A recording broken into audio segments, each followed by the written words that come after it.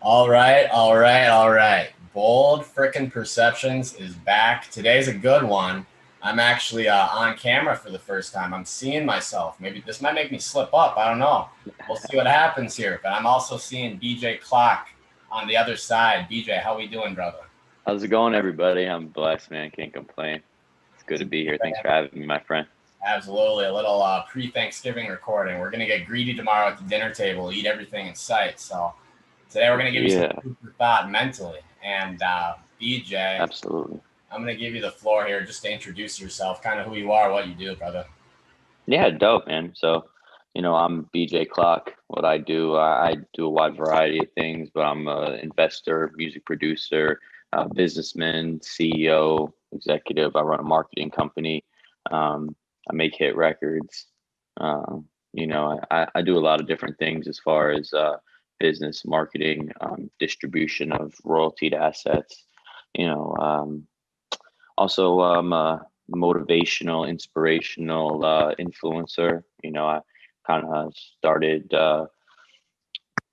kind of like early on with like edutainment, and I thought that was like kind of something that I wanted to see happen in the world of, like I didn't think education needed to be so kind of stuffy, so tried to always with my brand and kind of what I like to give out to the world is entertainment that's educational. So I have my own show to Time with Klock. I've written books and yeah, a bunch of different things, man. As far as my story is concerned, I mean, I started off on pretty humble beginnings in East Hartford, Connecticut. I I always wanted to have a better life for myself, but I always wanted to help people, and I always believed that I would have a better life. Not that my life wasn't like good, I always, my family took really good care of me and whatnot, but I just always aspired to, want more and achieve more and really wanted to help people. And I was always kind of told like, you got to go to school, get good grades, get a good job, and then one day you'll save up enough money to eventually be able to help people. And I kind of believed that for a while. I got stuck in that kind of rat race of life and, going to college, just because that was like the thing you're supposed to do out of high school. And if you didn't, you were considered like dumb, and not community college either, because if you went to community college, you're still considered dumb, So like, and honestly, that was the smart thing to do if not at all. I mean, everyone's situation is different. But as far as, that was kind of the connotation growing up and stuff. So, with that being said, I kind of started on that path, and then I actually, got a job because I had to pay for this expensive school, so I was knocking on doors during Christmas vacation. And started knocking on doors and started getting some skills as far as, you know, um,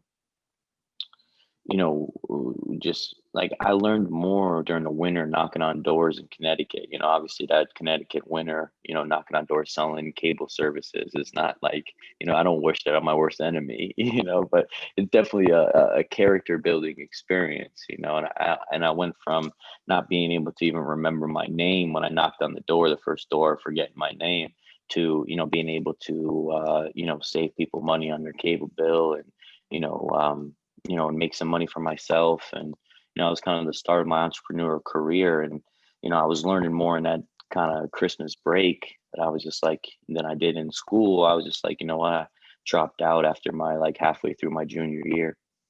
And, started kind of just like I said, knocking on doors full time and selling cable services. And, one thing led to another. And then I was even getting children sponsored in Haiti and Burundi and in Harlem and Washington Heights, like knocking on doors, getting children sponsored for $30 a month. A bunch of different crazy things. I was involved in the deregulation of electricity and just kind of, a bunch of different things, just hustling and selling things door to door. Um, that, and then I actually ended up building my own company, which is my first marketing company, probably when I was like, I don't know, 21 years old. And that company, we were marketing electricity, deregulation of electricity. Marketed it actually went out really well, but I would able to build that company from like, we started off just me and a buddy, and we built it to 15 people. and then I went on vacation for 2 weeks, and I came back and no one was left. Actually, people that I trusted ended up forging checks in my name, and they ended up like a whole bunch of different things. And the only guy that was left was a guy that actually had a criminal background. So that's why he was left. So it was like, man, so I was like, screw this thing, I'm about to just get a job. And I had a lot of like skills from all this door knocking and building teams and stuff, and like being out on my own. So I was able to actually get some like decent like potential jobs. And I ended up working selling, like doing outside sales, where it was a kind of a job where you got a base pay plus salary.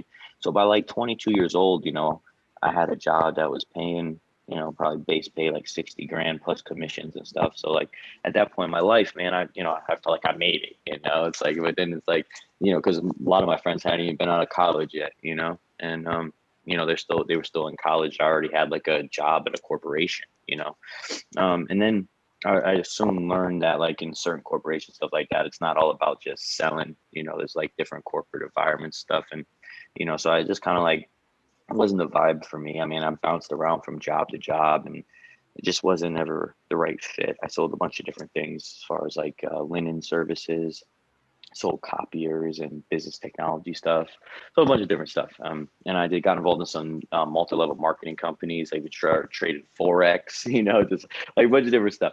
And then, and then really it was one multi-level marketing company I got involved, which was Primerica, and I was actually able to get some decent mentors that actually introduced me to a couple other people, like Hector Lamarck was one of them, and Hector had a sales organization of 10,000 people in Primerica.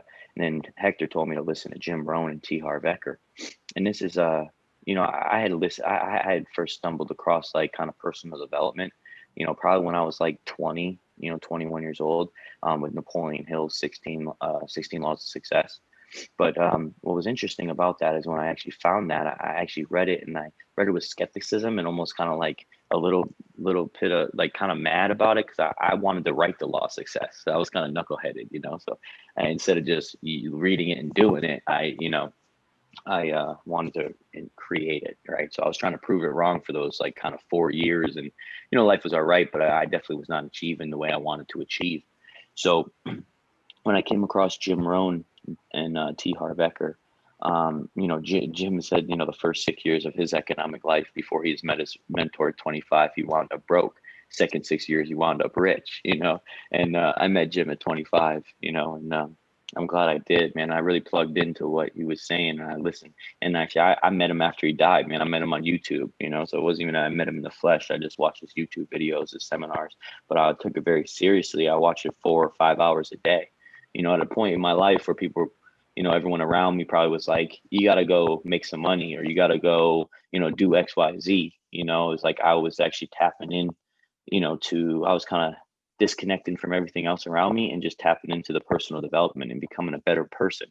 I realized that I needed to work on a lot of myself, and all the other things that I was doing weren't really like, I was just kind of spinning my wheels. I was making decent money, but I wasn't really like compounding. I wasn't building no equity in my life, So, so Jim and Harv got me to realize, like, man, stop being a knucklehead and just do what successful people do, So then I was like, oh shit, Napoleon Hill told me like how to become successful. He wrote that book, and and what was crazy is that, so I went back and I actually wrote my definite chief aim. And my definite chief aim was to help 100 million people create financial freedom by the year 2035. And I wrote that in 2015. It's about 5 years ago, about to be 6 years ago now. And when I started that goal, it was like the 100 million people, like a lot of people around me at that time was like that. They were uncomfortable even to hear the goal. And it's like, that's one thing I want to tell people, is like, you should make goals to make other people uncomfortable. Because it's like, and then you build a new network that actually believes in those goals with you.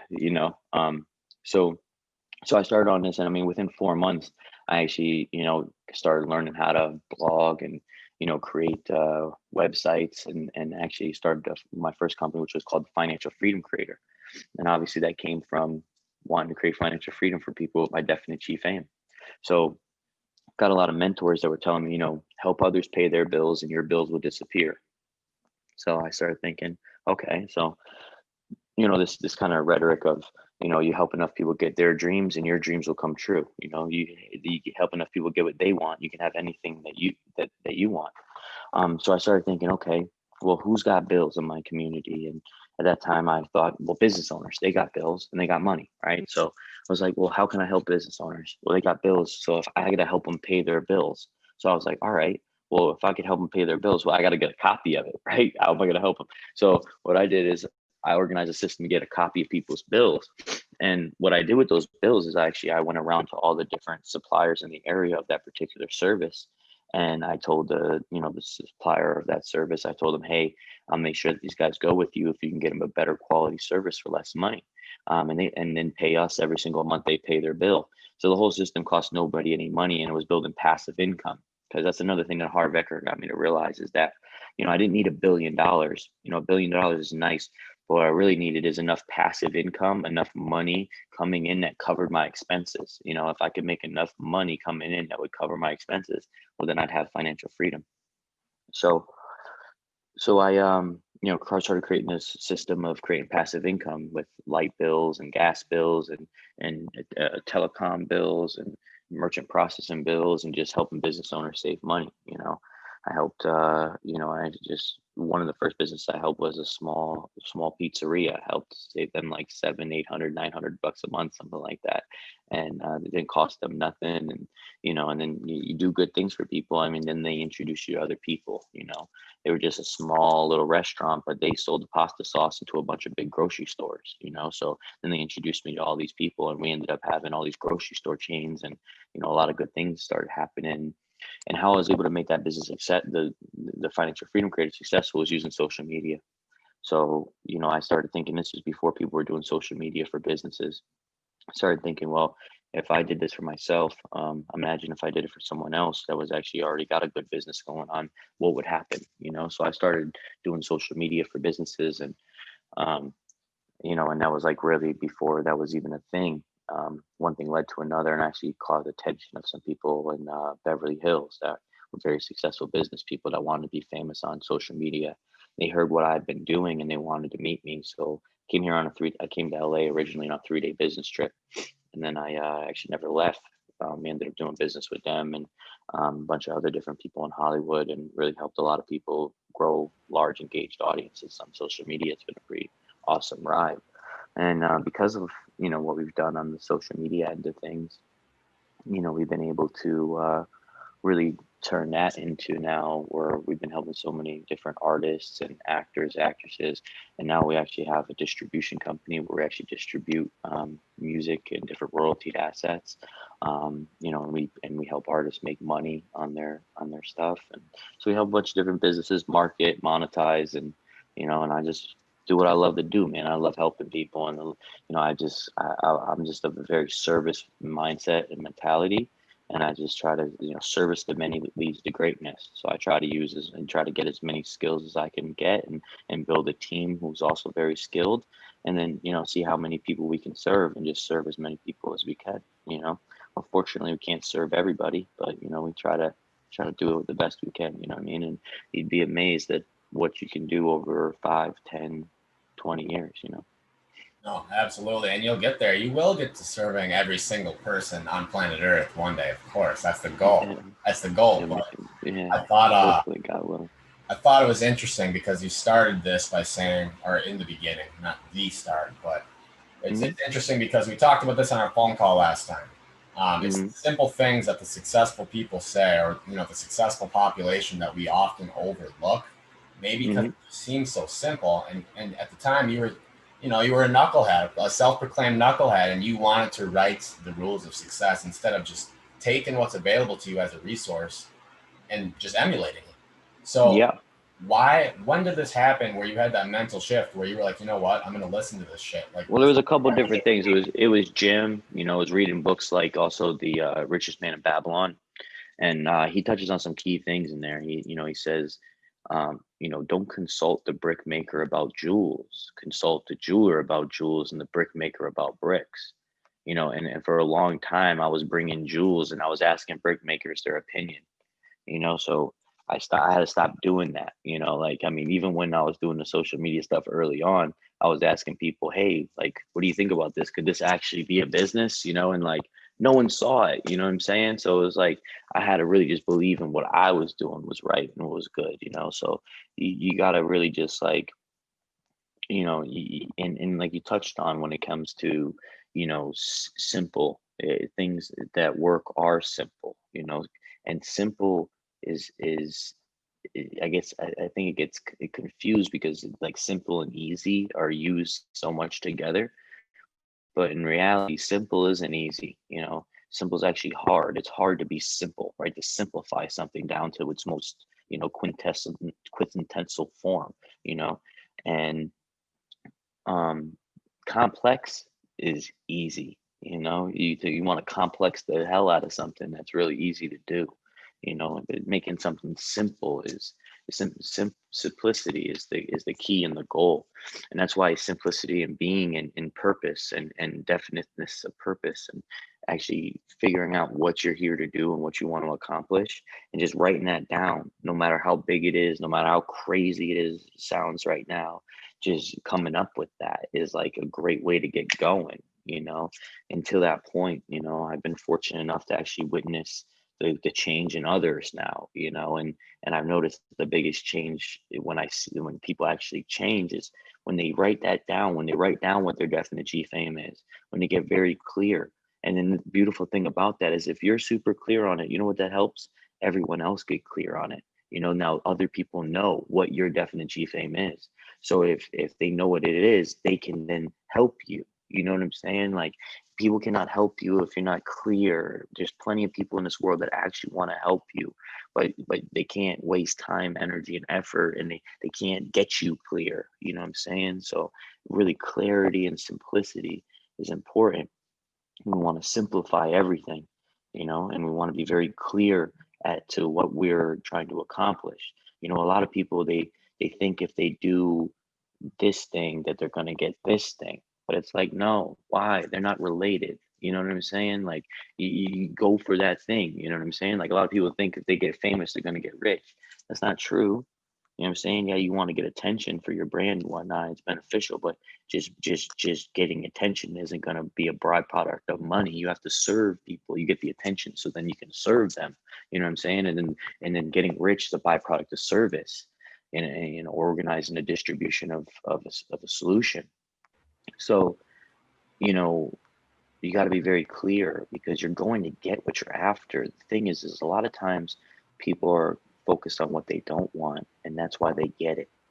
And that's what Harv and Jim got me to see too, is that I was spending a lot of my life focusing on all the things I didn't want, and then I was getting them. And I was creating my own world. It just wasn't what I really wanted to see because I didn't get clear on what I wanted to see. So, and when the clearer you get, the universe actually wants to help you, actually achieve it. So you want to identify those things, and you want to remove those non-supportive beliefs, because we all have these non-supportive beliefs that keep us from actually achieving what we want to achieve. And when we remove these mental blocks and we replace our non-supportive beliefs with supportive ones, magic happens, because now we see the world different, and now our reality is actually changing because our beliefs support us. And that's very difficult. It's easier to say than do, especially early on. I'm just telling you that it works.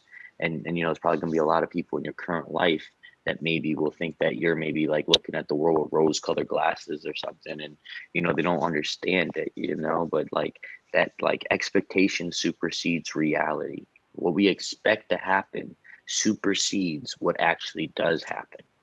And I mean, I can break this down scientifically for you, for the scientific folks, is that it takes time for your eye to process the light. Okay.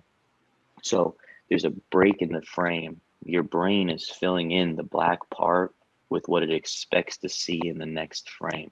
Okay. So like I expect to wake up to a view like this every day. And that's why I do. Oh shit! I don't see it behind that one. That's a green screen, by the way. It's a good one, isn't it? That's not bad. It's super real. So, uh, so so yeah, expectation supersedes reality, you know. So what we expect that what we expect to see, we're actually going to see. So if we have this mentality and belief set of like, I got bad luck, well, guess what? That's all you're going to see, and you're going to experience that. You know what I'm saying? Like, we all got bad luck, we all got good luck, you know what I'm saying? But what we focus on grows, you know what I'm saying? So we don't want to feed our energies into things that we don't want, and into experiences we don't want. So clarity of how we're going to serve others is, and how many people we want to serve, and what we want to serve them with, and what do we want in return. See, that's the thing too. Don't be afraid to ask for what you want in return. The universe wants to give you that, you know. um, my dad actually told me this growing up, and I really like this, is he said there's no nobility in poverty, you know. And because I think a lot of times it gets sold to us in a lot of our communities that, it's noble to be poor, you know, or it's bad. Everyone that got money somehow screwed someone, or got over on somebody, or is taking advantage of people. And in reality, it comes down to serving people. Now, certain people serve people in different ways, but it's not how you serve them, it's how many you're serving. You know what I'm saying? Like Facebook, for instance, it's just connecting people that already know each other. That's a service, but it's doing it for 1 billion people. That's why it's worth so much money. So it's not necessarily how much you serve people. You know, you could take care of like 3 people, and you take care of everything. You feed them, you clothe them, you know what I mean? But it's like, that's not going to lead to greatness, and that's not going to create wealth for yourself. You know, it's like a tiny service, you know, it's like, or a big service, but just you want to do it for a lot of people. You know what I'm saying? If you want $1 million, find a way to serve 1 million people, you know. And best place to start, people are like, well, how do I serve people? Well, best place to start is like, you've definitely solved the problem for yourself. Think about a problem that you solved for yourself, and then start solving it for other people. And then organize a system that solves it for other people. See, I didn't get into social media to make money. Okay. Like there's so many people, I think, kind of because like my brand and other people's brands, like with this stuff, is like they see my success and they think, oh, well, I get into social media, I'm gonna get rich too. And it's like, it's not about that. See, I didn't get into social media for money. I got into it because it was a problem I solved for myself.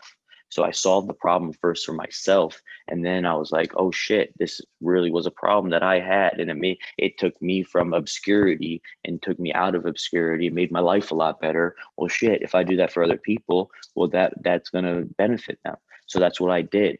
Wasn't to make money. It was because it was a problem for myself, and then I solved it for other people. Even though at the time it didn't look like it wasn't even a serious thing. Majority of people were like, I had a merchant processing business and other businesses that were considered like legitimate businesses. Social media was not a legitimate business. It was something that kids do. You know what I mean? 16-year-olds are on social media. It wasn't a legitimate thing at the time, but I believed in it because it was a problem I solved for myself.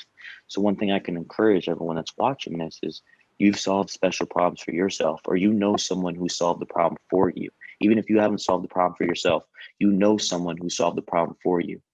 And you can create additional income and cash flow for yourself by either solving that problem that you've solved for yourself, or introducing your friend who solved the problem for you. Introducing that person to another person will also generate you cash flow. So you don't necessarily need to be solving all the problems. You can actually just introduce people to the solutions of people that are reliable, and that'll actually generate cash flow too. So like, you want to make more money, just solve more problems. And then I just focus on what problems you like solving. And that's the beautiful thing about it, is just you get to choose. You know, it's not for me to tell you, it's not for your mom to tell you, it's not for your dad to tell you. You know, no one would have been able to tell me, hey bro, you should start a social media business. You know what I'm saying? Like when I started that, no one would have been able to see that. That would have been stupid to say. You know what I'm saying? Like, yeah, start a social media business. You know what I mean? Like, but it actually was the best time to do that because it didn't even exist yet. You know, so it's like, that's obviously the time to do it, but it seems like not the time when it is the time. You know what I mean? And that's when, even like Bitcoin's perfect example, man. I was telling everybody at 9,000 just a couple months ago, buy. Now the shit's at 19,000. But everybody at the time, everybody 9,000, they're like, oh, it's going down. It's yada yada yada. Like I knew, I seen it happen a million times. I knew that it was going up, and I was telling everybody it was going up. And but that's the thing, when the majority is saying, when you tell someone your idea, and majority of people say it's a dumb idea or it's not going to work, that do it. You Do know it. what I'm saying? Like when you tell majority of people your idea and they think it's a great idea, that you're already too late. You're too You know what I slow. mean? Yeah. Yeah, you already missed the boat on that one. So like, and that's kind of counterintuitive, but a lot of things in life are counterintuitive, you know, in general. Like you want to be selling when everyone else is buying, you know, and you want to be buying when everyone else is selling. So that's very counterintuitive in general, you know. Yep. So, you know, and but that's like when you're talking about like investing your capital and growing your capital once you've created enough cash flow to take care of your needs and all the things that you want to take care of, then you got extra money that you then invest to then multiply your money and make your money make you money.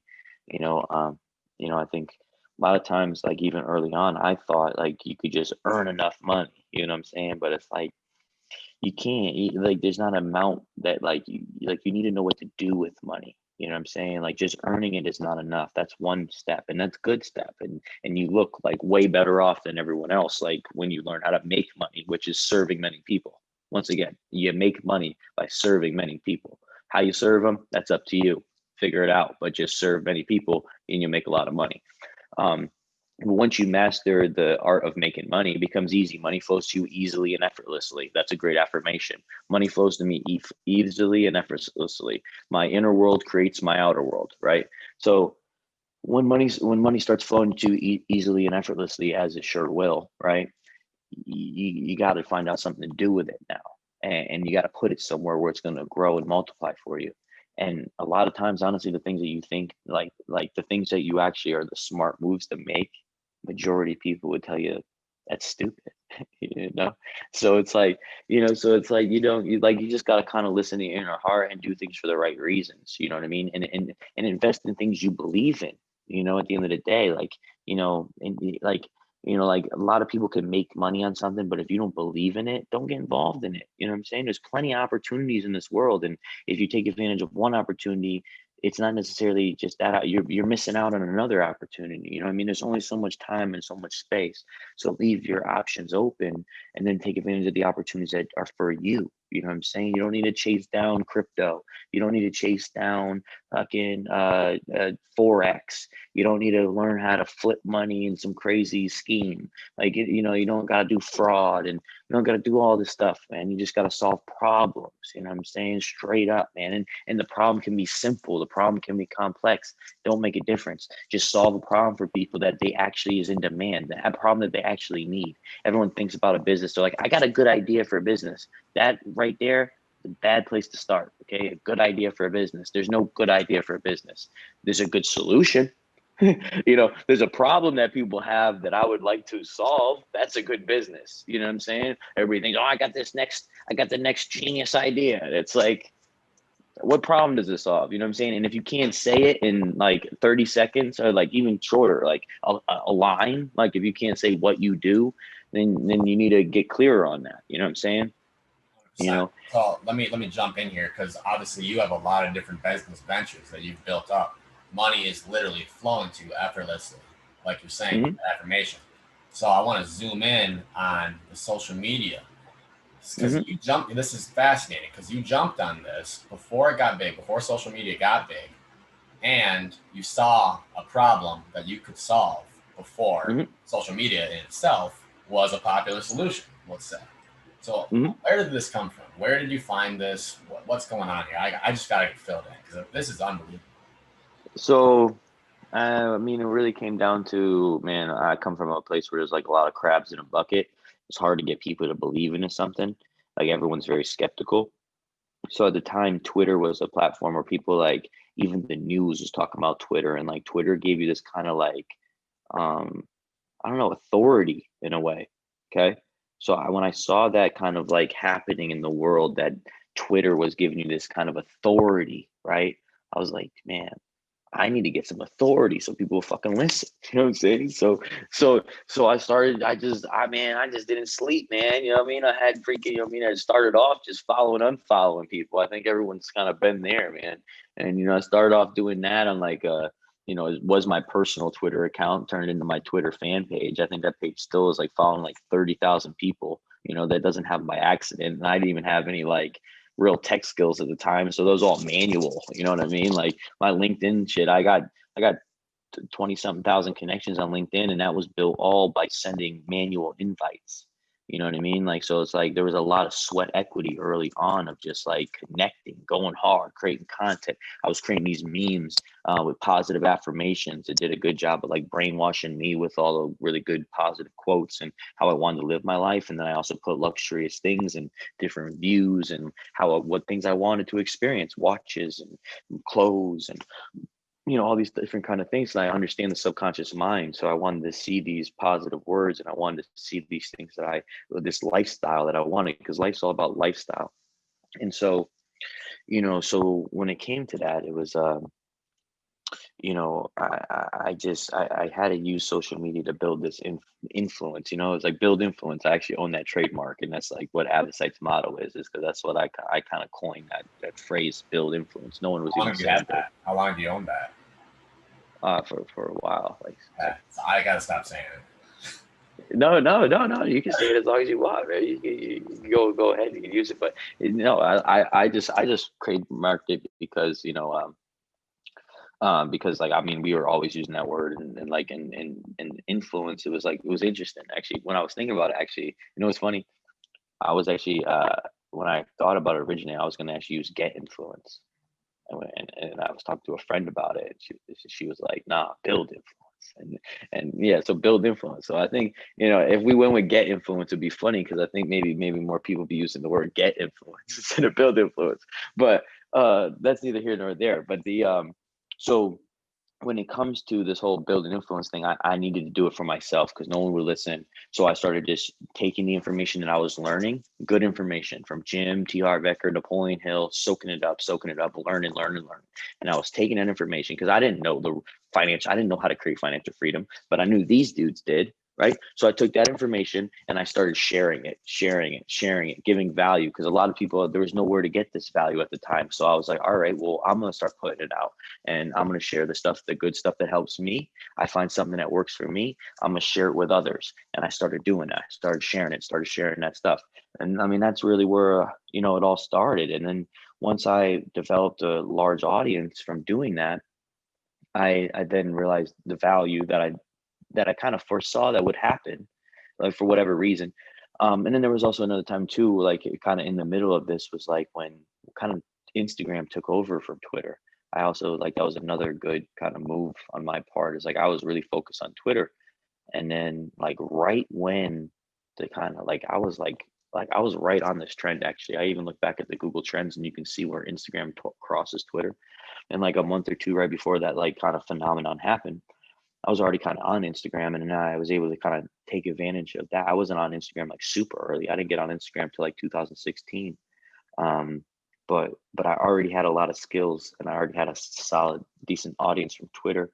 And I just worked really hard on it, and I really focused on that. And actually, I didn't do Instagram originally because I looked at it as being easy. I could have been on Instagram in 2013, but I looked at it being too easy. And I liked that Twitter was hard, and that the news, they never said your Instagram on the news back in 2015. They said your Twitter. It's always the Twitter little bird and shit. So it's like that was like the thing. So it's like, but and I guess that's another thing I think people can learn kind of from my story as I retell this, is that you gotta be clear as where you're going, right? Of what you're actually trying to accomplish, how you're serving people, but then be fluent in how you're doing it. Don't be too rigid, you know what I'm saying? Evolve, adapt. Like I was really focused on Twitter and that was working out good for me, but then Instagram was the way to go. But you also don't want to be too, you know what I mean? You don't want to be too flaky either, because you got to really double down on what you're doing. That's why I'm saying that's why you want to be clear at the overall objective of how you're serving, what you're doing, what value you want to provide. And yeah, so it was just, it came down to Harv Eker was just telling me, um, you know, solve a problem for yourself and then organize a system that distributes the solution. And then when I solved that problem on the social media shit, I was like, well, no one's doing this. So I was like, why don't I start doing it? There's way better business owners than myself, and I was able to make a business successful off of Twitter. You know what I'm saying? So I was like, fuck it. Why don't I start doing this for the auto body down the street? And it just one thing led to another. That's crazy. No, And so, I went, and one good thing that I thought about, in general, this is how it started. I went to the phone book, right, with the social media thing. I went to the phone book with a buddy, and we went through the ads, and we figured anyone that's spending money on a phone book ad, they had money for social media. You know what I'm saying? So we just went out to the people that had big ads in the phone book and was like, hey, bro, you need to stop spending that bread over there, and you need to start spending it with us. And, that shit worked out. they're a warm lead. They qualified themselves as a warm lead when they were spending money on the phone book. That's funny, but Yeah. so, and that's interesting too, because I mean, we're both young enough to remember the Bluebird Twitter. It was all the talk, and then all of a sudden Instagram. Yeah. And like to your point, it seemed too simple, right? It was just pictures. That's all it is, and you're like, what the hell? And then But boom. that's where success comes from. That's why everyone's on it. Not everyone can even be on Twitter, because it's just like they don't know how to use it. It's too complicated. Posting pictures everyone can do. So but Twitter does have its value. It just has it in a different way. And it's not it's used different for news, media, that kind of thing. As far as our public personas in the digital realm, like Instagram is definitely the platform. Like, no, like amongst people, especially, like, no one asks like, what's your Twitter? You know what I'm saying? Like, anytime where you go to the bar, when we used to go to bars before this COVID thing, you know, what do people say, man? They say, what's your Instagram? You know what I mean? No one wants to know. People don't ask what your freaking TikTok is. You know what I'm saying? I mean, maybe these 12-year-olds do, but I mean, in general, people are asking. They don't ask what your YouTube channel is. And so, I just like, I think that's where I want to come back to again, because this is like the most important thing. And I think because it's so simple, people overlook it. It really comes down to serving people. You know what I'm saying? At the end of the day, if you want to make your life better, whatever problem you got can be solved by solving enough problems for other people. Okay? You solve enough problems for other people, all those problems that you got can be solved for yourself, you know? So, and then people are thinking, a lot of times, I know even with the mindset I was at the time, it's like, well, shit, how can I help other people pay their bills? I can't even pay my own. You know, that's the trick. The trick of it is that by being selfless in that way, like, I had no money, but yet I went out to restaurants in my neighborhood and I tried helping them save money on their bills. And somehow I wound up here. That's where it started. It started where I didn't have a car. My car got repossessed. Like, I ain't like I like and but I didn't need any of that stuff. All that stuff was an illusion. A lot of stuff was keeping me from my actual dreams, what I wanted to accomplish. I think a lot of people equate a car to freedom. And in a lot of ways, a car was limiting my freedom. My shit getting repossessed is probably the best thing that ever happened to me. But even at that point, like, people be worried about their bills. Like, I didn't had no way of paying for my cell phone bill. Like, I was pretty much at the last, like, down to my last pennies. And I'm out there knocking on doors, figuring out how I can help business owners save on their bills. And just letting y'all know, by doing that, it just opened up a lot of doors, met a lot of different people, a lot of different avenues. And it's just like, I never expected, like, I mean, I guess I did. I knew things were going to go good. I always had like this optimism, but it's like, if you would have told me by this point in my life that things would be like this, I would have said you're crazy as shit. You know what I mean? But it just started with helping people. You know what I mean? Like, how can I help other people create financial freedom? And that was enough to just, you just take one step, then another step. I mean, was it easy? Fuck no. Was there no challenges? Absolutely not. There's always challenges. You know what I'm saying? There's ups and there's downs with everything.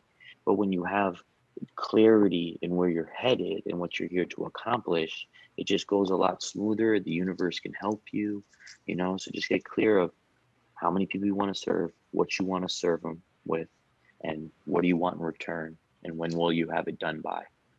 That's key. What do you want in return? Like we were saying before, there's no nobility in poverty. You know, it's like you can only get wealthy by serving a bunch of people. And I mean wealthy beyond dollars, you know, like, because you can get money by scamming people and doing squirrely shit. But then you always got to look over your shoulder and you always got to, you know what I mean? Like, you can't use the money, you can't invest, you know what I mean? Like, so you can maybe get some money, but you really can't play this game by screwing people. You gotta serve people. You gotta have that service mentality, you know? So I think if there's anything that anyone can take away from our talk here today is just like service, man. How am I serving people? You know, and we're all a brand, you know, so it's like build a reputation for doing something. Doesn't matter what it is, but you're a brand. So brand yourself where people think, oh, Joe does this. You know what I'm saying? And it's like, and if you can build that, and anyone can do that, especially over 5, 10 years, you can build a reputation for yourself. So build good reputation for yourself of being that person that does X, Y, Z. You know what I'm saying?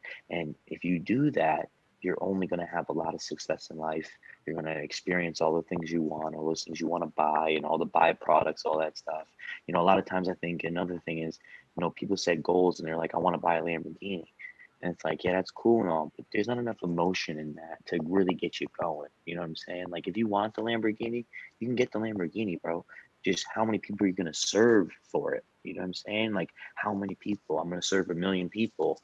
I'm going to buy a Lamborghini. I'm going to serve 100,000. I'm going to serve 10,000. I don't give a shit. Just get serving. And the universe doesn't care either. They just want you to get clear. Write it down. They want to help you. I'm going to serve 10,000 people doing XYZ, and I want a Lambo, you know? Or I want the bust down Protect, you know? You just splashed Whatever. there. There you go. Whatever. So, and when you They got, should be paying me, by the way, giving them too much. Giving them too much yeah, juice. no kidding. This is a lot of airtime right If they're watching it, Protect, they gotta hit me up, man, and now. Yeah. Hey, be it's a good Venmo brand BT sponsor. 1. Venmo is BT 1. But no, so, and it's funny that you bring all the materialistic things up because we talked about last time too. It's oftentimes when you have the end goal in mind of a Lambo or a Patek, whatever it is, you'll probably get there. Human nature is to get there, and then you're just left unfulfilled, right? And it's Oh, yeah, yeah, of course. Yeah, because you know, even if you do end up getting it, that's the challenge. And that's why I say like most people won't have enough motivation, but some people are really like they're like emotionally charged by physical things and they will get it. But the challenge is and it comes down to the emotional charge once again too. You gotta be really inspired by this. Like if you're really tapped in, yeah, you'll get it. But the thing is that when you do get it, it's you know you're doing it because you think that's gonna make you happy. That thing's gonna make you happy, and that thing's not gonna make you happy. And it's gonna be another thing that's gonna make you happy, and another thing, and another thing. And it's like happiness comes from within. It's an internal thing, and it's a choice. You know, like when things, when these things happen, you know, there's uh, we decide how to respond. You know, what happens to everybody. You know, love and hate is the same frequency, just different degrees of the same vibration. You know, so when it comes to understanding that is that we can actually transmute hate into love because it's the same thing. So we are the transmuter. We transmute darkness into light, and that's actually our purpose in being. If you're ever curious about actually really knowing what we're here for, right? And it's not me telling you. This is a higher power that told me this. It's our purpose in being is to convert, it's transmute darkness into light. Okay. We're here to transmute darkness into light. And the reason being is because darkness transmuted into light is light of the light. Okay. It's a supreme light. So that's our purpose in being. And so with that being said, you know, hot and cold, those are the same frequency, just different degrees of the same vibration. We are experiencing the hot and the cold. You know, I think there's another principle too, the pendulum, it swings both ways. You know, the swing to the left is equal to the distance to swing to the right. Okay. Now our events are like the pendulum in our life. They bounce like this. Now, sometimes people will act out of fear. They say, I don't want XYZ to happen, so I'm going to do such and such. And then by doing such and such, they actually created XYZ to happen.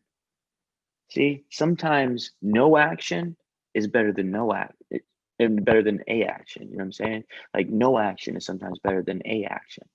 Sometimes you want to step back, because you can hit the pendulum and it can swing back, or you can catch the pendulum and stop it from moving. You know what I'm saying?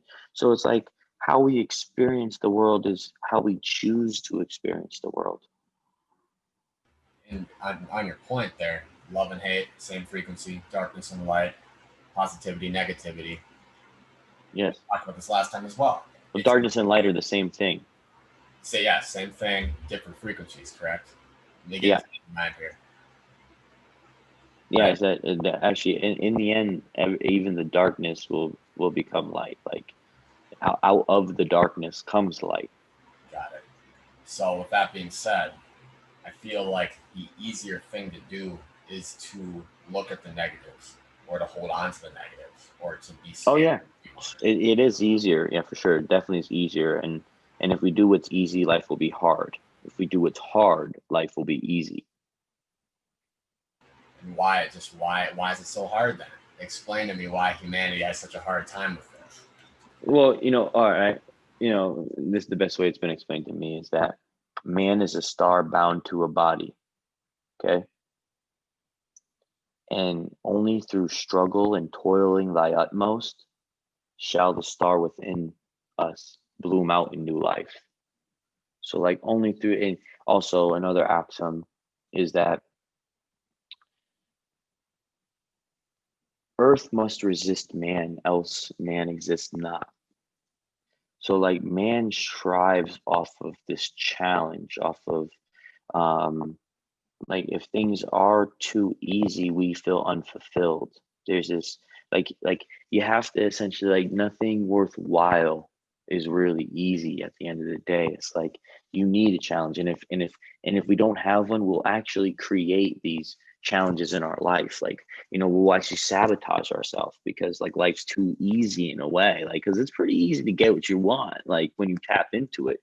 And that's what kind of makes people depressed too, is like when people get wealthy or they get the things they're after and then they're sad and shit. It's like, how could they be sad? They're rich. But it's like because they did it for those wrong reasons, and they're not, like, actually tapped into that, like, those things are not going to make you happy. Those are just experiences, and experiences are nice to have, and that's what we're here to do in this third dimension, is have experiences. But that's not the only reason we're here, and this is not the only thing. Like, we cannot get too attached to experiences because we are not our experiences. I think one of the most profound things I realized myself was I realized that we aren't our experiences, and we aren't the things we do. We aren't the things that we accomplish. We aren't those are just things that we experience, but those things are not us. We are some we it's like if you do that kind of thing where you say I am a plumber, right? And you really think that's who you are, right? That's like using an apple to describe a star. See what I'm saying? Like, we're not any of those things. Like, even when you say I'm a father or we're not, no, that you're experiencing being a father. That's not who you are. You know what I'm saying? And it's like, we got to get really clear at who we actually are, and it's like, and if we are clear actually who we are, we walk a lot different, we talk a lot different, and our goals are a lot different, because, like, we're here to, we can't, this experience in this third dimension called life is a very rare experience. I mean, there's a solid amount of us, but it's like we're very lucky to be here, and we came here for a very special purpose. Now, a lot of us might not remember why we actually came here. Maybe it's somewhere foggy in the back of our mind. It might not be very clear, and we might be like trying to think about it, like, what do I gotta, and try to remember, or like, what gifts did God give me, yada yada yada, right? And what I find fascinating is that God only gave us one gift, right? He gave us the gift of choice. And really, you don't have to remember shit. You just got to choose what you want to do. And Free you got to will. stop worrying about the judgment of, Sally next door and George and Bob and my mom and my dad. And what's my sister going to say if I do this? And it's like, nah, bro, just do it. Fuck all the noise. You know what I'm saying? If you're serving people and it's positive and you're doing it for the right reasons, it doesn't matter what anyone else says. You know what I'm saying? Just do it, and just do it, build the equity, and good things will happen. So think that's what it comes down to, is that a lot of those things that we're called to do, that we want to choose and declare, like, this is who I am, right? Is like, why a lot of people don't do that, like initial leap to do that, I think, is because they got all this subconscious judgmental stuff of like, oh, well, yeah, what would they say if I say I do this or I'm that or that? And it's just like, fuck all that. Like, be who you want to be. Like, this is who you want to be. Now just start doing it. Like, every master was once a disaster. The only way to get good at anything is by doing it. You know why I'm really good at social media? Because I put a lot more hours in than everyone else. Okay. When everyone else was at the bar, fucking, singing karaoke, I was at home, fucking unfollowing people. You know what I'm saying? So it's like, and that's why I got good at it. There's no secret. The secret to getting good is doing it. And by the way, so right here, you're sitting here with LA in your background. You got jewelry. You got everything that everybody wants when they start out. That's people's end goals. And you just said you'd start out literally following and unfollowing people. And people will sit there sometimes and be paralyzed by the process. They always want to know how to start. You literally just said the most basic thing. And people look at that and they're like, no, there's no way that's the starting point. It's too easy. Yeah. You know what I mean? But you're literally doing that. That's why you're there. It's action. Just take the action. Just did the action. Yeah, exactly, bro. Like I just did it. I put in a lot of energy and into that space and did it, and I just did the work. And then obviously you find better ways to do it, and you grow, and you come across this and that, and you learn this, and then you build a team, and then you start hiring smart people and start building different stuff but yeah, it all starts with fucking following your couch on a fucking Tuesday afternoon when you're trying to figure out how to eat. You know what I'm saying? Like, there's no other way around it. Like, you just do the work. You know what I'm saying? Do the work, but do the work with clear intentions and clear goals in mind. I wasn't just following people for the fuck of it. I was following people because I was trying to help 100 million people create financial freedom for themselves. That's what I was doing. And I'm serious about it. And I'm dead ass serious. And that goal has completely changed my life. And I think that one goal has changed my life more than anything. And that's where I want to reiterate to everybody that a definiteness of purpose is the most important thing you can get. And then intertwine your definiteness of purpose with your service of how you're going to serve many people, because service to many leads to greatness. Like, all this noise and all this rhetoric and all the BS of who's president, yada yada yada, like, none of that matters. If you serve a bunch of people and you do right for a bunch of people, no one can touch you.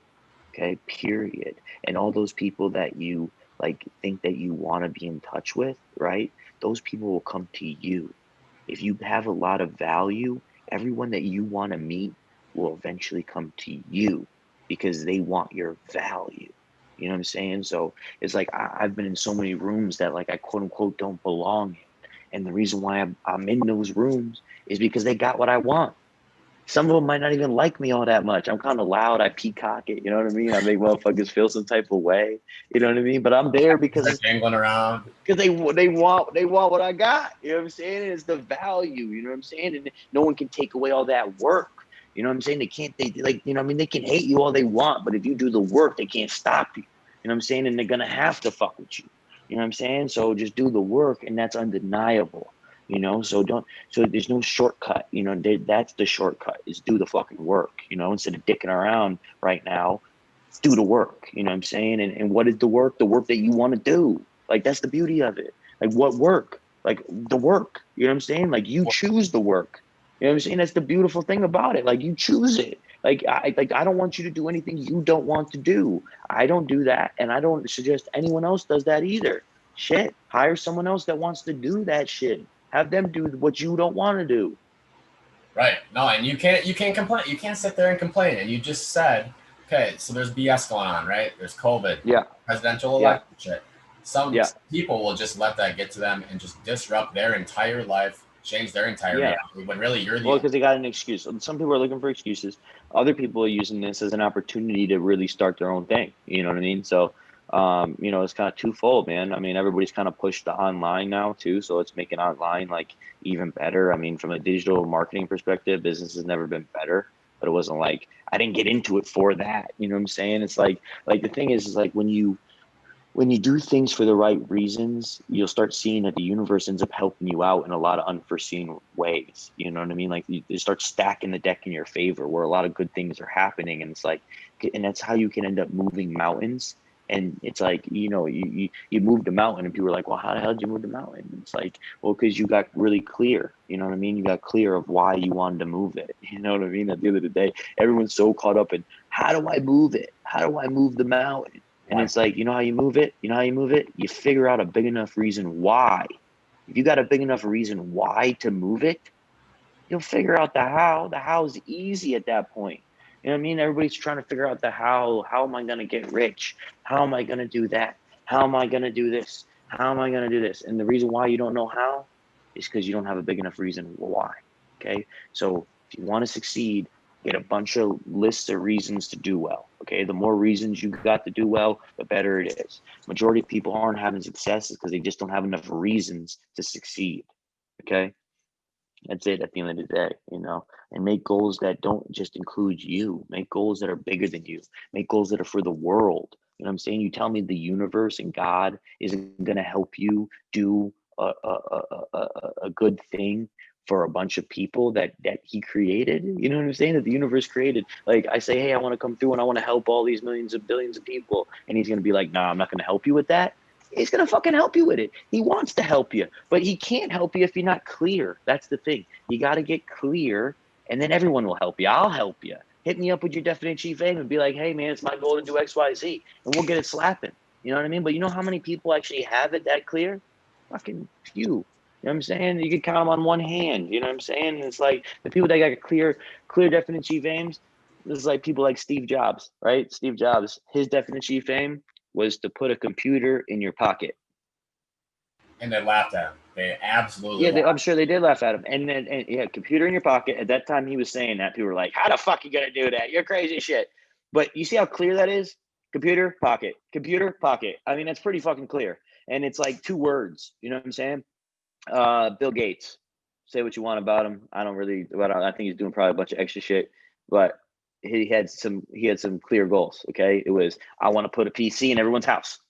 Boom, PCs in everybody's house. Rich as fuck. Okay, it's like, so it's not like you don't gotta, like, when I know someone's got a bad business idea and they say, here, let me tell you about my business idea. You know what I'm saying? Because like if it was a good idea, you would have just told me it and you would have been able to tell me in 2 words. You know what I'm saying? But like when people get all amped up, like, here, let me tell you about this great idea, and then they go on for 45 minutes explaining it to you. It's like that fucking thing's never gonna work, bro. How are we gonna market that to anybody? It took you 45 minutes in the elevator to tell me about, XYZ. You know what I mean? It's like, so start with the end in mind. You know what I'm saying? It's like simplicity is the goal, right? Clear simplicity of, hey, I serve people doing this. This is how many people I choose to serve over the time of XYZ.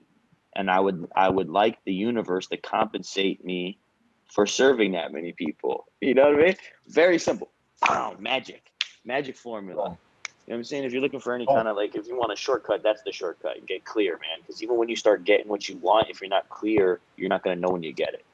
And it's going to evolve, man. I mean, in the beginning, I can think back. It's funny, man, because like I just thought of this, and like, I one of my goals in the beginning was like I wanted to live off of fucking PayPal and just like Airbnb to Airbnb off PayPal deposits. You know what I'm saying? Just PayPal deposit. I don't even use PayPal anymore because I fuck them, right? Because but like I wanted, that was like we just pay, just daily deposits and go Airbnb to Airbnb. Now that was a cool experience. I did that for a while. But when you're moving like every week or every couple of days or every month, that shit gets a little hectic. You know what I'm saying? And so like you might start off with like certain goals and those things are going to happen, but it might not necessarily be what you ideally thought it was. And that's okay. You know what I mean? It's a matter of, okay, now what does the next step look like? What is it? What do I want it to be now? And then it's just constantly getting clearer and clearer and refining your ideal lifestyle. At the end of the day, serve people, build cash flow off of your service of people, and build yourself a nice lifestyle. You know what I mean? And that's whatever that is. You don't need a Rolls Royce to feel good about yourself. You know what I'm saying? Like fuck, like honestly, like at the end of the day, you don't need anything to feel good about yourself. Like, and you don't need anything to achieve your goals. You already have everything you got right in front of you. I'm telling you right now, you don't need another thing. You don't need to take another class. You don't got to go do this. Like, always develop and become better, right? But to get started, you don't need to be the best. You just got to be willing to do the work, and you got to be willing to genuinely want to help people. See, if you genuinely want to help people, it might not always, it's not going to go great all the time, especially when you're starting out. You might fuck up, right? But if you genuinely want to help people, people know that, right? And they're going to give you, you know what I mean? They're gonna give you a little bit of maybe leeway and shit. You know what I'm saying? Like, you know what I mean? So it'll allow you to kind of like, so go into things with like a pure heart and genuinely want to help people. Always do the right thing. You know, admit when you're wrong, correct your actions. You know what I mean? Like, you know, you do something fucked up, admit that you did it fucked up. You know what I'm saying? Correct the error. You know what I mean? People respect that. No one expects everything to go perfect all the time. You know what I'm saying? I would love to say that things go perfect all the time, and that's not true. We have sometimes, even in our marketing company, there's a very, very rarely does it happen, but there's people occasionally, XYZ have them. And when you work with enough people, there's going to be some issues, some technicality, some things that you fall through the cracks. You know what I mean? Things that happen. So don't get so worked up of being perfect. You don't need to be perfect. No one asks you to be perfect. Just get better. That's it. As long as you constantly getting better, people are going to respect that. You're always going to have more business and you know what to do with. Well, here's another like simple but cliche thing, and everybody hears it so many times that I feel like they just kind of brush it off, say that can't be true, that's too simple. Mhm. Everybody talks about it. You learn more from failures than you do from success. Oh, And yeah. it's true. And a lot of the stuff that seems so corny is so true. And we Mhm. talked about this. Yeah. No, definitely, man. You know, Harv says it best. He says, "I'd rather be hokey and rich than fucking really cool and poor." You know, Yeah, but no kidding. I say you can be both. You know what I mean? So, but yeah, man. I think it just like, you know, that's the thing is that, you know, I think sometimes things are said a little bit too much. They do kind of become cliche-ish, but it's like it really. I mean, you know why? Because the truth don't change, and you know the way in which it's delivered is. So you might find some new people that say it a little bit different. You know, everyone's got, I got a different story than T. Harv Eker, and I got a different story than Jim Rohn. They all got great stories. Les Brown's got a great story. Everybody's got a great story. I got my story, right? So our stories are different, and how we maybe deliver the truth is slightly different. But the things that we're saying are the exact same shit. You know what I'm saying? And what Yeah, there's a worked for Les, you know, like Les wasn't in social media. Jim Rohn wasn't. So Jim Rohn was selling a Vita. He was selling vitamins. Okay, multi-level vitamin company. Okay, Harv. I'm not even sure. Harv's first business he made $1 million was a gym. Okay, he had gyms in Canada. Okay, so it's like, you know, what's your gym gonna be? Who knows? How do you want to serve people? You know what I'm saying? Like, what's your social media company going to be? I don't know. How do you want to serve people? You know what I'm saying? But like, just take what I'm saying and what Jim Rohn saying, T. Harv Eker, Les Brown, all these people that have created essentially something from nothing. Listen to what they're saying and consult a jeweler about jewels and then do it. You know what I mean? And don't feel like you got to be in a multi-level marketing company selling vitamins to get value from Jim Rohn. You know what I'm saying? Like, you don't need to be selling vitamins. It has nothing to do. The principles are true no matter what business you're in. You know what I'm saying? And that's the truth about all truths. And I think that's why they become, like you said, a little kind of like redundant sometimes, because there's only so many ways that you can say the truth. You know what I mean? The truth is the truth. And I think that's what comes down to is at the end of the day, it's up to individuals, you know, to make the choice for themselves. And that's the beautiful thing about it. I can't make anyone do anything, you know. I can tell you, hey, it worked for me. I say give it a try, man. There's nothing bad that's gonna happen. You know what I'm saying? What's the worst that could happen? It works out. You know what I'm saying? So just give it a go. You know what I'm saying? Like, fuck, man. You know, it's like we only hear one time around. It really can't go bad, man. Even the worst that it could go is not that bad. And the worst it could go is probably better than you're at right now. You know what I'm saying? At least you could say, like you said, you know, when it comes to the failure situation, and it's not failure, it's only temporary defeat. You're only failed when you quit. You know what I'm saying? And when you change your perspective of actual failure, you learn that it's not failure at all. It's just like you learned how not to do it. Like, that's not a failure at all. That's a lesson. You know what I'm saying? You learned. Like, you didn't fail. You learned how not to do it. I mean, that's what Edison said about the light bulb. He said he learned 10,000 ways how not to make a light bulb. You know what I'm saying? Well, that's a lot of fucking education. Like, he knows 10,000 ways how not to do it. Well, if he knows 10,000 ways how not to do it, like, he's a lot more likely to find out the way to do it than anyone else. You know what I'm saying? So don't be afraid of getting your hands dirty. You know what I'm saying? Don't get afraid of, you know, messing up. You know, at the end of the day, it's only gonna, if you, like I said, you do things for the right reasons. You know, things aren't always gonna go great. Okay, but as long as you do things for the right reasons and get up and keep it going, keep getting better, you know, you're gonna end up getting to wherever you want to be. And I think all good points right there. And I want to soundbite that right there. That whole sermon, right? You're preaching to everybody, BJ. This is Easter Sunday at this point. You're the preacher. Yeah. But Wow. no, I That's right. think, It's funny, man. I thought about being a priest did when I you? was like 18, man. I met a priest like, man, I went to Catholic high school, and I met a priest, this priest father, man, bro, and he was super dope. He was the only priest that could actually teach the Bible in a way where like high school kids could relate to it. And he was super awesome. Um, and he actually had me thinking that I like, man, I like want to be like this. Like, I want to be a preacher, you know. And then, you know, he ended up actually getting kicked out of the church because he fell in love with a woman. You Oh know, boy. Oh can you boy. believe that? And my grandfather was actually going to become a priest, and he actually ended up leaving the seminary because he met my grandmother. You know, so I think the one thing I probably would have became a priest, but you know, I want to have children and, you know, get married and shit. You know, it's like, so and it's like, Continue the and legacy. I'm not big on and that was like at that point in my life, but like now I'm not really big on institutionalized religion in general. I don't like institutionalized religion. I believe philosophy is really the gateway to, you know, changing your life, transcending to other dimensions, and, you know, actually beyond this body is all philosophical work. You know, and if you break down the word itself, philosophy, you know, phi, you can look into phi, which is divine proportion, a piece or a part of God. Lo is to call attention to an amazing event. When you put phi and lo together, you get phi lo, which is love, right? Phi lo is the word love, and Sophie means wisdom. So philosophy is love wisdom, or the wisdom of calling attention to Phi.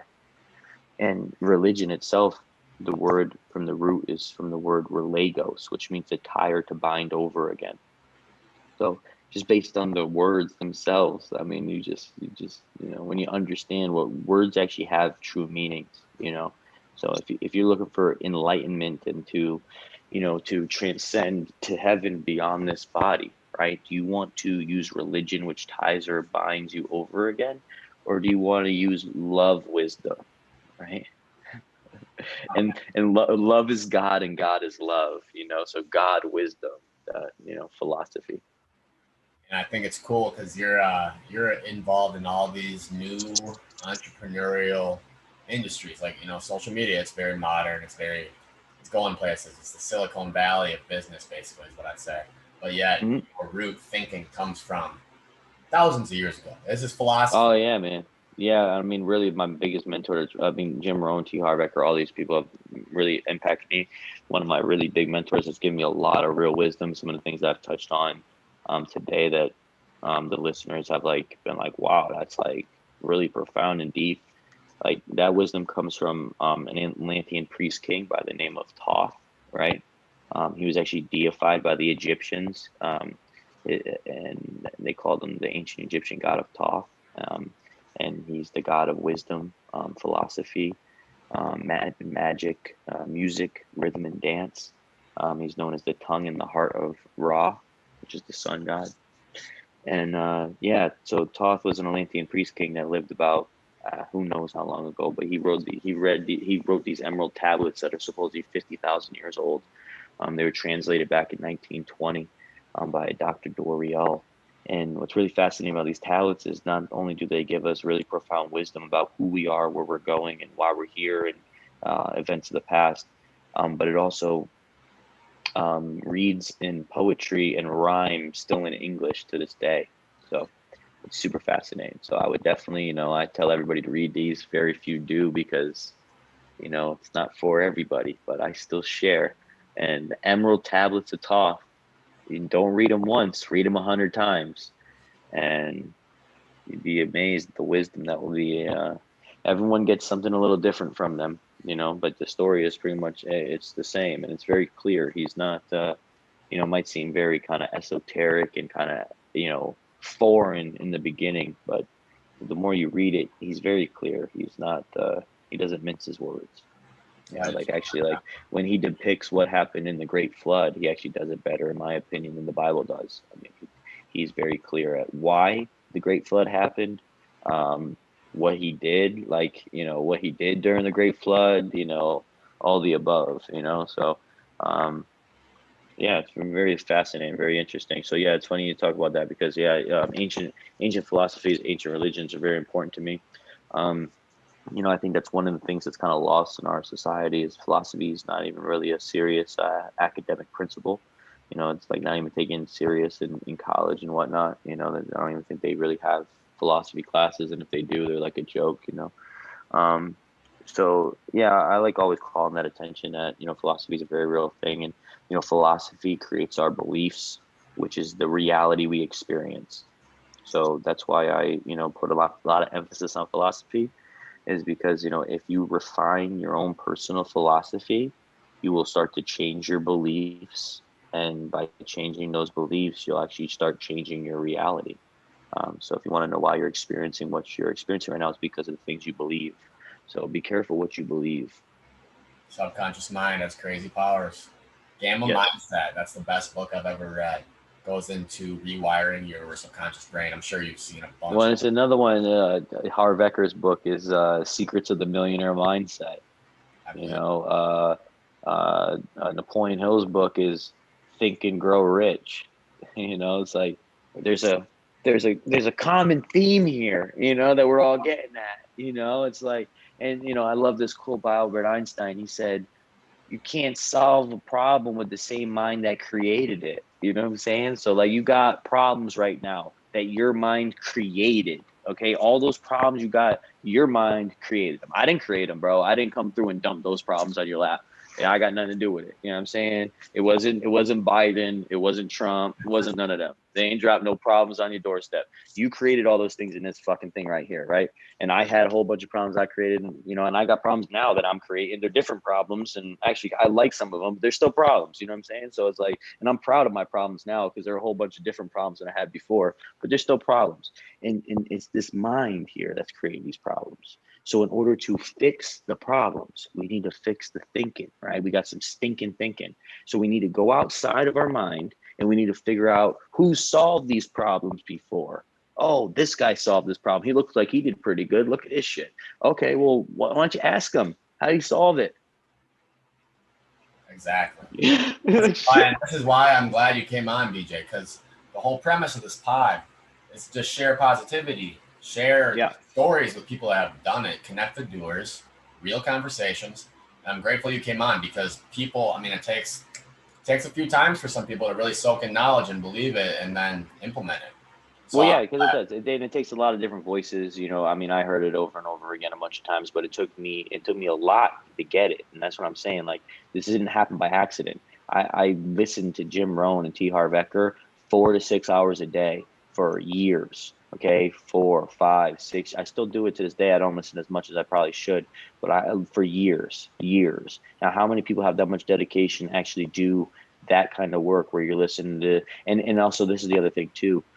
In my opinion, I think too many people go way too wide. Okay, find the right shit, and then don't go listen to something else. Listen to that right thing again. You know what I'm saying? Like you read one book, like you read a book one time, you didn't really get it the first time. Like you need to read that thing over and over again. Like How to Win Friends and Influence People. You don't read that once. You read that like every day. You know what I'm saying? For like a it's the year. Bible. That's your Bible. Yeah, you know what I'm saying? Like you read that every, you know what I mean, once a week, like, you know what I mean, banging that thing out over and over again, and then you'll start seeing some real dramatic changes. But don't read How to Win Friends and Influence People and then be like, oh, I got to go get the other one. Like, no, bro, just read that one again. You didn't even get it. You know what I'm saying? Like, you want to really get it. So and how do you get it? You go through repetition. You're probably only getting 10% of the content, 20% of the content at the first read. You want to really get it, you got to get in there. You got to do the reps. And that's the thing. A lot of people read How to Win Friends and Influence People once, but how many people read it 100 times? You know, a lot of people will read the Emerald Tablets once. How many people will read it 100 times? You know what I'm saying? And that's what separates. That's what separates the people that really make this shit happen and make some transformations and the people that don't. Because the people that like they dabble, you know, they all yeah, I read how to win friends and influence people. And it's like, see, you know how I already know that person's not doing what they really want to be doing? He said, I read. He didn't say I read. Ah, See, the one that says I read how to win friends. When they say I read, you know that motherfucker's like, oh yeah, that motherfucker's got a couple of different commas at the end of his bank account. That nigga that reads it. You know what I mean? The guy that read it, he's like in some MLM, you know, doing some thing, and you know what I mean? Like, GPA you know, the guy, citation. Yeah. he read it one time. He read the Cliff Notes. You know what I'm saying? So it's like, so the point I'm making is just like you got to really do the work, and the work is not one time. Okay, the work is like really getting in there, doing it over and over and over again. And the more you do it, the more reps you do, and then you actually start becoming, you start subconsciously actually thinking the way that these people think, which then your reality will start becoming that way, and you'll start having a lot better, more fruitful experiences. You'll have more rewarding relationships. You know, just everything will be better. You know, but everything's not gonna be perfect because nothing's fucking perfect. You're gonna have problems. You're gonna have just as many problems as you have now. They're just gonna be different in nature. You know what I'm saying? You gotta become a better problem solver. You know what I mean? At the end of the day, and how you become a better problem solver is by focusing on what the solution is. You don't focus on the problem. A lot of people have a problem and they keep focusing on the problem. What you focus on grows. So if you have a problem and you focus on the problem, you're gonna get more problem. Okay, so don't focus on the problem. Focus on the solution to the problem. I got a problem. Okay, great. What's the solution to the problem? Don't focus on the problem. The problem's not going to give you the solution. The solution is what the solution is. Focus on that. Find the problem, get the problem No, out. and this is there's another thing I love that Harv, you know, talked about. He said, you know, money is the fruit, it's not the root. What's the root? The solution. Exactly. The root is who we are, our character, who we become. You know what I'm saying? Money's a byproduct. Money's a byproduct of the roots. We got to rip out our old roots and we need to plant some new roots.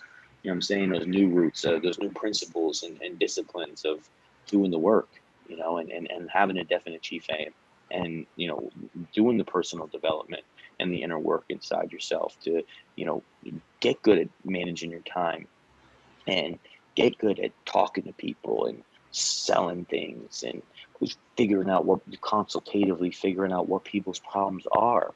You know, it's not easy to get to actually figuring out what people's problems are because a lot of times people don't know what they are. Or they're like, you know what I mean? They're like, you know, like, so it's like get clear and get good at asking real inquisitive questions, you know, like get fascinated with people, be passionate about understanding people's situation. Because if you can understand people, then you can be understood. Okay. If you want to be understood, you first have to understand. No one's going to understand you until they feel like they've been understood.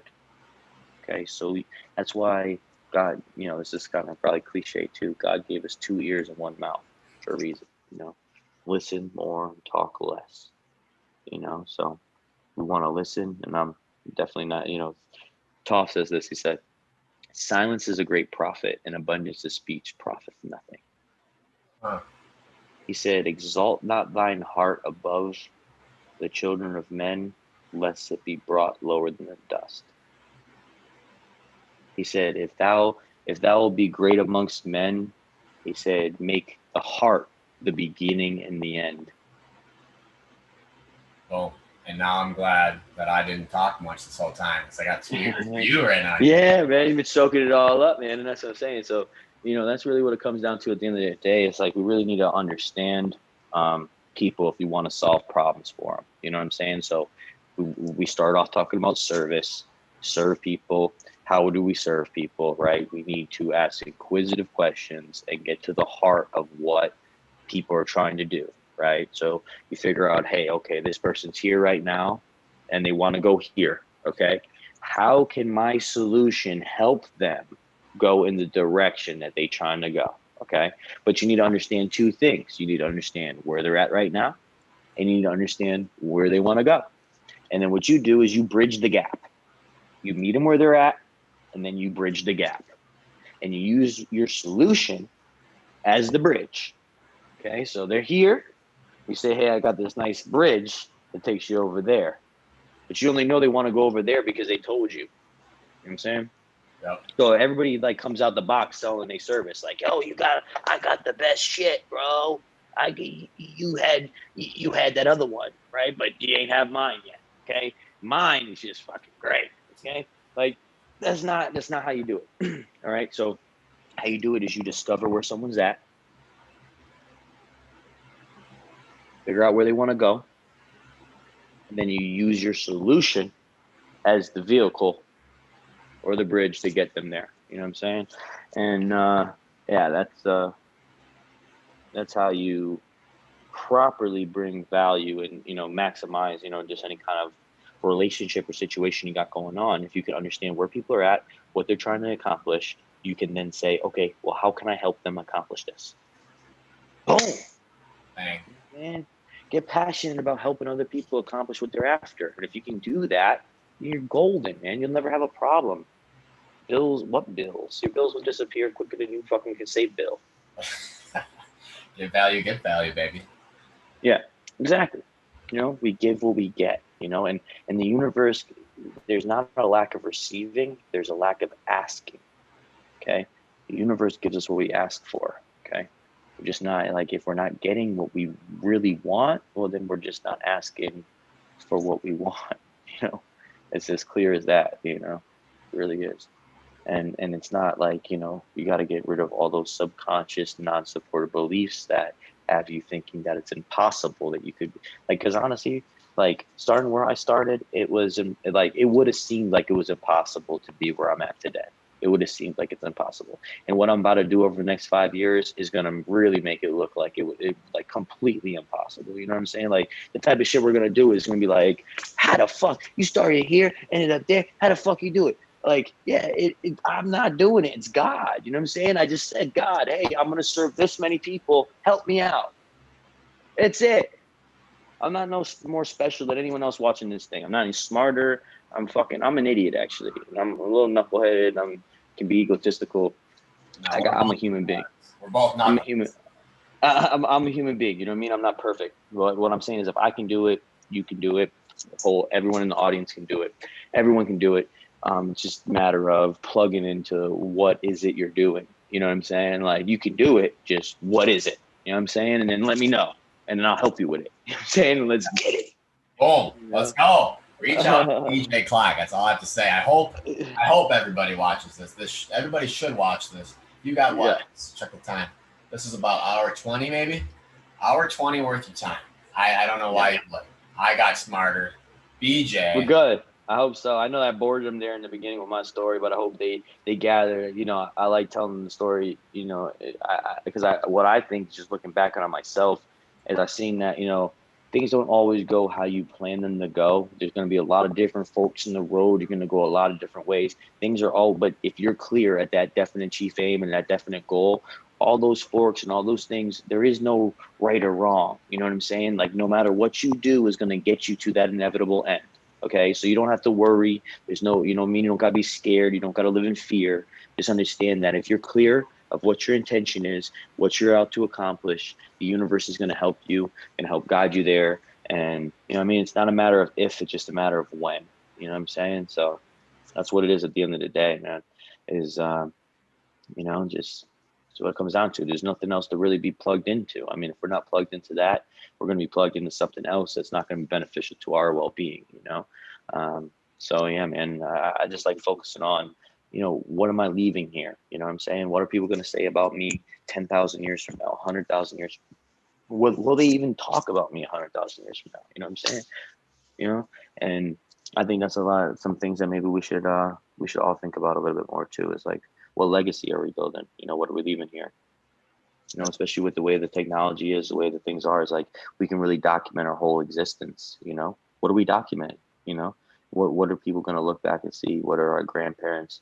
Like, what are you going to tell your grandparent or your grandkids that you did, and like what, all that different kind of stuff, like, look out into the future, and, you'd be amazed. Like, I did this little exercise And it's crazy because I looked back at it recently, and it's crazy how I was like right on the nail with it, and it like kind of pissed me off because I should have put extra zeros at the end, because at the end of the day it doesn't matter, you know what I mean? But like I wrote these goals out for like, I was like 60, I wrote them to like 6 years old and all the way back. Um, I just like wrote how much money I was gonna be making, how many people I was helping. I wrote it all out, like every like, you know what I mean, like from like 50 years all the way back down. And man, I read those goals. I hadn't seen that shit in probably like over 5, 6 years. I read it and it was like, I was right on the money. And it was like, and I thought to myself, I was like, bro, I was thinking way too small. Like, you know what I'm saying? Like, why was I thinking so small? Like at that time, I was thinking big, and the numbers, like right now, like people be like, oh, those are pretty big, but it's like no, like I was thinking so like the number. You gotta understand, the numbers don't matter. I wrote this in a book and said it was gonna be like this. You know what I'm saying? I just wrote it down, and that's how it became. I could have put as many fucking zeros as I wanted on the fucking thing. You understand what I'm saying? And they don't matter. Don't be realistic. There isn't, the subconscious mind doesn't know the difference between reality or not, and that's why the not, when you put like the not before something, like what you don't want, and you put not like before it, so like what that does is your brain doesn't take into the not, you're just focusing on the thing you don't want to happen, right? So you got to switch that around and don't put not that, right? You like, a perfect example is like, you don't want to think of don't hit it in the don't hit it in the water. You're playing golf and you're like, don't hit it in the water, don't hit it in the water, don't hit it in the water. Well, you're thinking in the water. You know what I mean? Your brain is not, the don't isn't even coming into the subconscious mind. You're just thinking in the water, in the water, in the water, in the water. Where the fuck you think the ball's going? It's going into the water. Okay. So you switch your mind and you're like, you really want to be thinking on the green, or in the hole, in the hole, in the hole. You know what I'm saying? Like, but that's just an analogy to use it for your real life, is you want to be thinking in the hole. You don't want to be thinking not in the water. You know what I'm saying? Because not in the water is what a lot of people are thinking. They're thinking not in the water, because not in the water is, if I'm thinking not in the water, then I must get it on the green. No, that's not how it works. You know what I'm saying? So don't think not in the water, think in the hole. You know what I mean? Cool. Life's a golf course. BJ Klock. Yeah. I mean, I don't know how else to put it, but I hope that draws the analogy to people so they can realize, because I know that was a trick in my own mind. I was really focused on all the don'ts, you know what I'm saying? And it's just like, fuck the don'ts, bro. We all know what the don'ts are. Focus on the do's, you know what I'm saying? Like, what do, like, you can find anyone to tell you what don't to do, you know what I'm saying? But like, you do the do's, you know what I'm saying? Fuck the don'ts. You don't got to And worry don't about the listen to don'ts if you do the people. do. And don't listen to people that tell you what not to do, or whoever draws on your negatives, or is the dark Yeah. side to things. Get them out. Well, yeah. I mean, anyone can tell you. It's really easy to tell you what not to do. Like, don't kill people, bro. You know what I'm saying? Like, you know what I mean? Right. Don't be a prick. Don't steal. It's like pretty simple. Like, don't what not to do.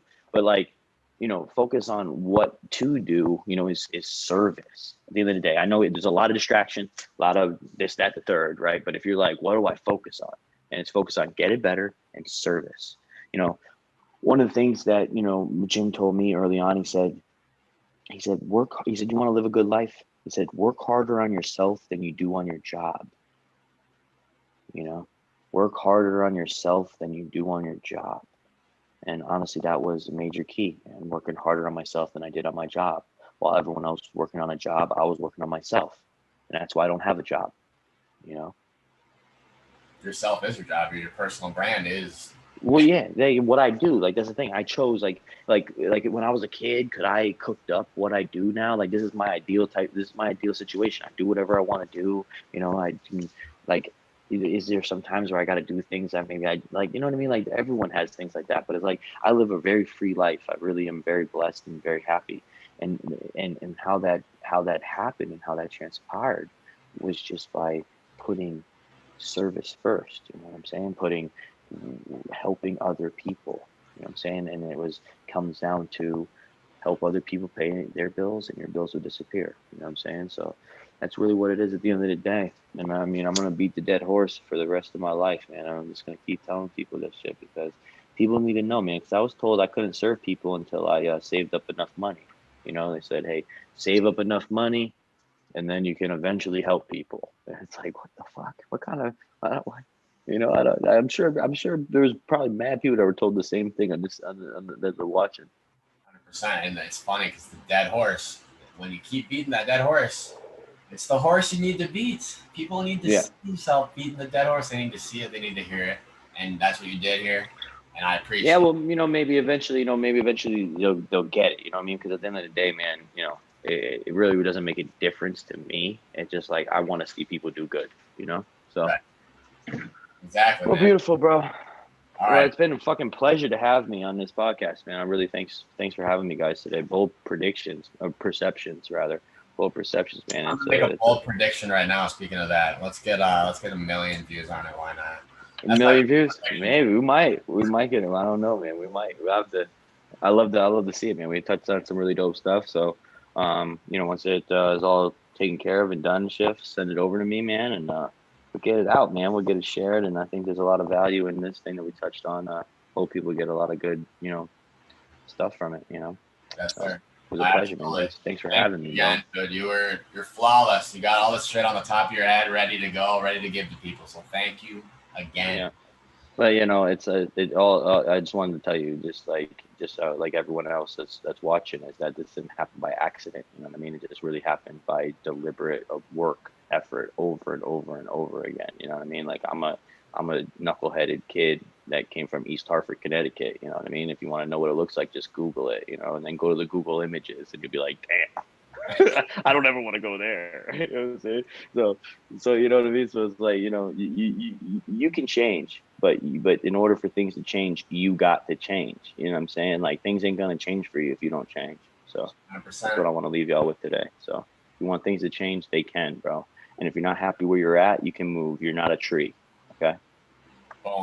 There it is. Thank you, everybody, for listening. Share with a friend. BJ Klock. Reach out to him. Connect. Watch the episode. Have a good Definitely, bro. night. Stay blessed. Enjoy your holidays.